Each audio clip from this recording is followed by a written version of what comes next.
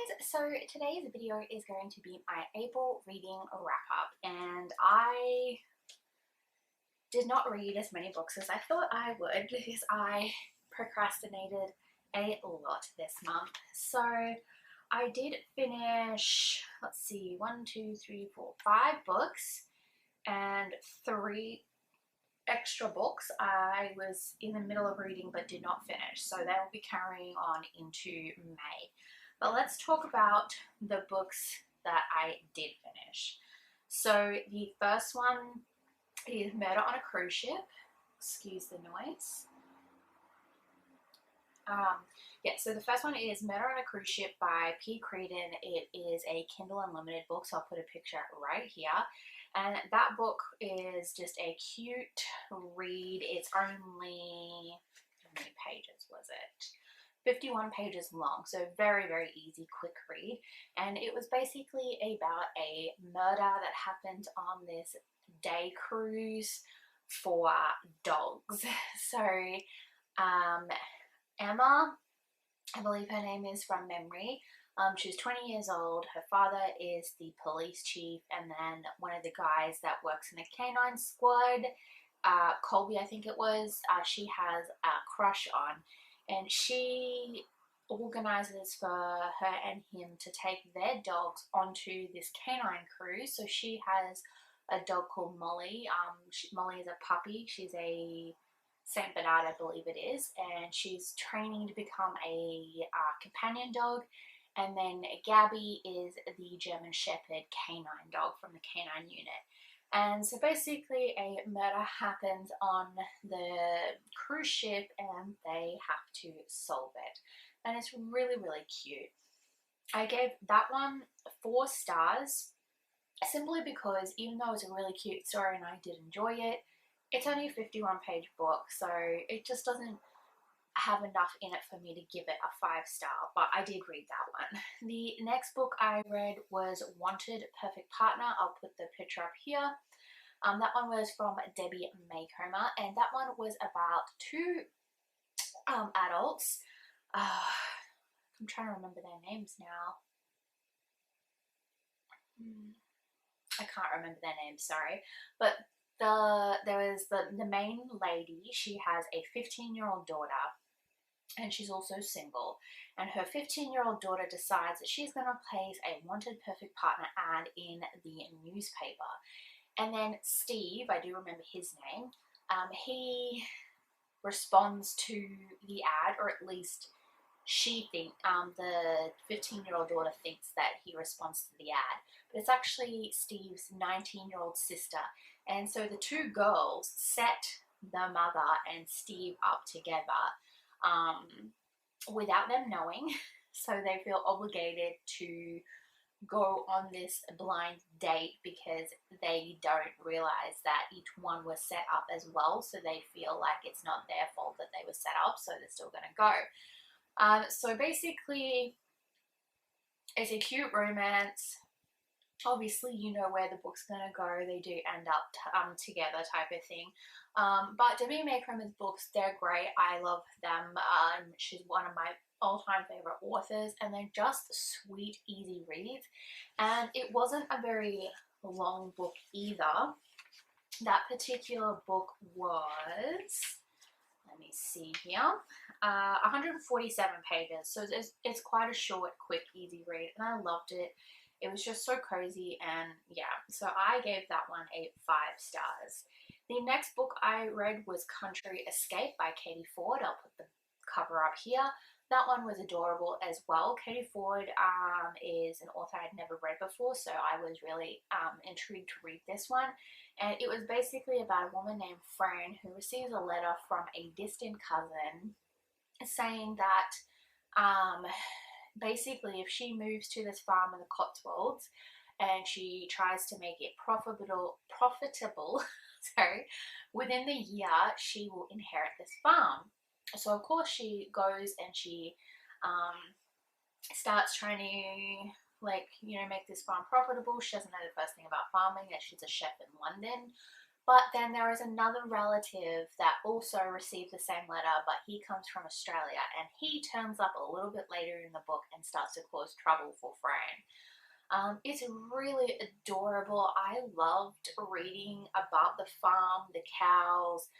Fran does cheese making as well on the farm, and I really love the characters like in this book as well.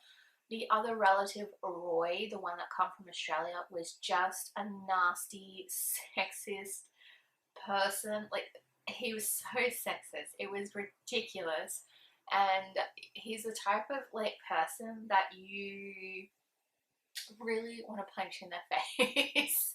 That's like how he makes you feel, type of thing. So irritating. I loved that book. It was 373 pages, and I gave that one 5 stars. Then the next book I finished was The Inn at Rose Harbour. That one is also by Debbie Maycomer. That was a delightful, delightful book. I've never actually read the series or watched the Hallmark series either, because I know there is a Hallmark series for that. But basically, The Inn at Rose Harbour definitely has a lot of feels in it. It's about, shoot, what's her name? I can't think of her name right now, but anyway, our main character, her husband dies in Afghanistan, and where his helicopter went down, it's too remote to be able to retrieve the body. So her husband's body was never being able to come back to America. Of course, she is struggling with the death of her husband. He is the love of her life. And with his life insurance, she decided to buy this inn, and she felt like her husband was guiding her to buy this inn, and she did. And then her first 2 people that stay at the inn, Abby and Josh, are both people that need help in some way. Their lives aren't going the greatest. Abby was in a car accident 15 years prior in Cedar Cove, which is where the inn is, and her best friend was killed, and she was the driver. She hit black ice, and the car obviously rolled, and her best friend died, and she has blamed herself for 15 years, but her best friend's parents also blame her. So she comes back for her brother's wedding to do that, but she's so terrified of being there because she feels like everyone else also thinks that she's a murderer. Then Josh, the second guest of the inn, he comes back because his stepfather is dying. Now, he doesn't have anything to do with his stepfather because his stepfather was a very nasty man to him. His mother died when he was 15, and then after that his stepfather just amped up the nastiness and kicked him out at 15 years of age. And so he hasn't seen his stepfather basically since then, except for one other time, which was his stepbrother's funeral. And so his stepfather has no family left. It's just Josh, and Josh comes back to obviously help with everything. Not that he wants to, but he feels like he has to because his mother did truly love his stepfather, and his stepfather did truly love his mother, just not him. And that was definitely like an interesting, difficult situation. So these she feels like the main character feels that her husband has also guided these 2 people to the inn so that she can help them in some way, even if it's just the fact that they're at her inn, type of thing. And it was wonderful. I cried a lot. There was some definitely strong emotions happening in this book, and I really, really enjoyed it. And I gave it a 5 stars. It was amazing, and I definitely recommend that book. I haven't got book 2 yet, but I will track that down. The next book I finished was Treasure Island. So Treasure Island by Robert Louis Stevenson. I finished an abridged edition that I have, like a child's book, and it was a delightful little read. It was really cute. It was this isn't the edition, this is Wind in the Willows, but it was from the same collection as these books, so they're quite small, but they're just lovely little books. And I quite enjoyed reading it. It's not my favorite children's classic, so I gave it a 4 stars, but I still think it was a delightful little read. Treasure Island, it is what it is. It's a classic. There's not really much you can say about that one. And that one was 157 pages, and that is all the books that I actually completed for the month of April. But I have 3 books that I did not. So the first one is The Loveliest Chocolate Shop in Paris by Jenny Colgan. This one is about Anna Trent, who goes to Paris after an accident that she has in her previous job. And while she's in Paris, she works in this really beautiful chocolate shop. And basically, Anna is, I guess, there to kind of have an experience of a lifetime, really. And things happen, and it makes her realize some things about her own life after her accident.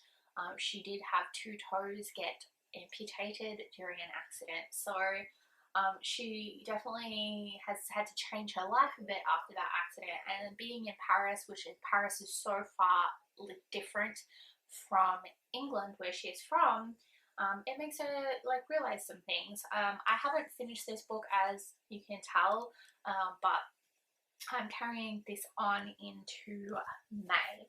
The next book I did not finish, but I started, was The Love Shack by Jane Costello. This is about Gemma and Dan, and they want to buy a house together. They're dating. Gemma, in my opinion, is extremely pushy and has zero respect for Dan, in my opinion, because she never ever asks his opinions or how he feels about these houses. She just tells him what she wants, and that's all there is to it, type of thing. But to be able to afford this little cottage that she fell in love with, she decides they're going to move out of the flat that they live in and move in with Dan's mother, whether he likes it or not. And basically, that's kind of as far as I've gotten in there. I really haven't gotten much farther into that, but that's kind of what happens with that one. The next book I'm carrying into May is The Inn at Eagle Point by Cheryl Woods. This is a Hallmark series as well, and it's the Chesapeake Shores series. Now, this one was, I actually finished it in May, not April, so I have finished it now, but I didn't finish it in April. So this is about Abby O'Brien Winters. She used to come from Chesapeake Shores, but when she was 17, her mother and her father split up and divorced, and her mother left the family and went to New York and just left all the kids behind. There was something like 5 kids. Now, 15 years later, Abby is a super successful person in Wall Street. So she has a finance career, and she is in her own situation where she is divorced from her husband, and she has 2 beautiful girls. And then her sister, who still lives in Eagle Point, or in Chesapeake Shores, sorry, rings her up and says that she has a situation that's life or death, and she needs Abby to come back home and help her deal with it. And basically, Jess is her younger sister, and Jess has gotten herself into a spot of trouble. She bought this inn at Eagle Point, and she is currently going through foreclosure, and she needs her sister to try and stop it. A whole bunch of things happen in this book. There's a romance between Abby and her previous boyfriend from before she left, and it is cute. There are some things that tick me off a little bit, but it is an adorable read. So there's that one. I won't give you a wrap up on that one just yet because I didn't finish that in April. But those are the books that I'm carrying into May. Now, for the statistics, I read 3 5-star books and 2 4-star books. I read 1,684 pages as well. So that is kind of everything that I read. And then for the prompts, as you know, if you've been watching my videos for a while, I do have prompts that I follow each month for my books.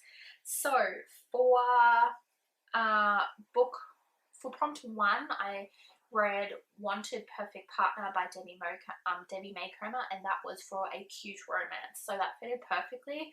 The next book was The Inn at Rose Harbour by Debbie May Comer, and that was for prompt 2, has flowers on the cover, which it did. I'll put the picture up here. The next book I read was A Country Escape by Katie Ford. That was for prompt 3, which was set on a farm, which it certainly was.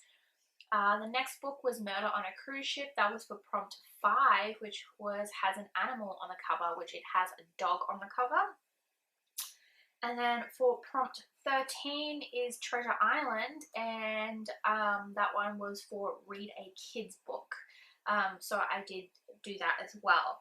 Now for the ones I did not complete was The Loveliest Chocolate Shop in Paris. That was for prompt 4, has chocolate in the title. It certainly does. For prompt 6, I read The Love Shack by Jane Costello. That was a book that makes you happy. And those types of stories really do make me happy. And then for the last book that I didn't complete was The Inn at Eagle Point by Cheryl Woods, and that was for prompt 7, has a pastel or colourful cover, which it has like a pastel-y blue. So that is everything for April basically.